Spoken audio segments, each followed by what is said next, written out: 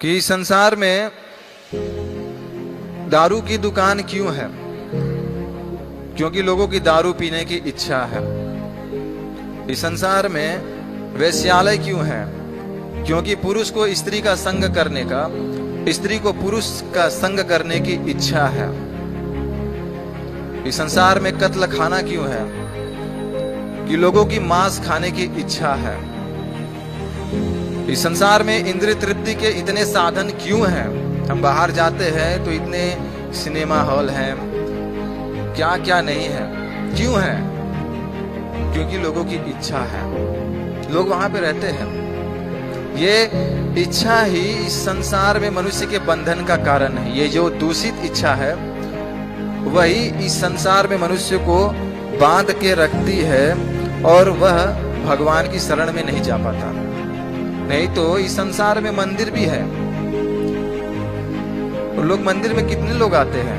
बहुत कम लोग आते हैं। अभी बाहर आप जाएंगे, सिनेमा हॉल है, बहुत सारी भीड़ लगती होगी। मंदिर में कितने लोग आते हैं? गिने चुने लोग आते हैं। भगवान से अलग होकर लोगों के इंद्रिय भोग करने की इच्छा है, इसलिए भगवान ने यह संसार रचा है कि जाओ अपनी इच्छाओं को तृप्त करने का प्रयास करो। और यह जो जीव है अपनी दूषित इच्छाओं को तृप्त करने का यहाँ पर प्रयास करता है। लेकिन जब तक वह अपनी इच्छाओं को शुद्ध नहीं करेगा तो भगवान का भजन कैसे करेगा, भक्ति में कैसे लगेगा, और इस दुखमय संसार से मुक्ति कैसे प्राप्त करेगा, भक्ति कैसे प्राप्त करेगा? तो इसके लिए आज से 500 साल पहले चैतन्य महाप्रभु नवदीप धाम में प्रकट हुए, जो स्वयं कृष्ण है, और उन्होंने लोगों को सिखाया। क्योंकि उन्हें पता था कि कलयुग में लोग तपस्या नहीं कर सकते। प्रायण अल्पायु से सर्वे कलो अस्मिन् युगे जना मंद सुमंद मध्यो मंद भाग्य। इस कलयुग में लोग आलसी हैं, पथभ्रष्ट हैं, झगड़ालू हैं, तपस्या तो कर नहीं सकते। तो भगवान इतने दयालु हैं कि स्वयं आज से 500 साल पहले चैतन्य महाप्रभु के रूप में प्रकट हुए।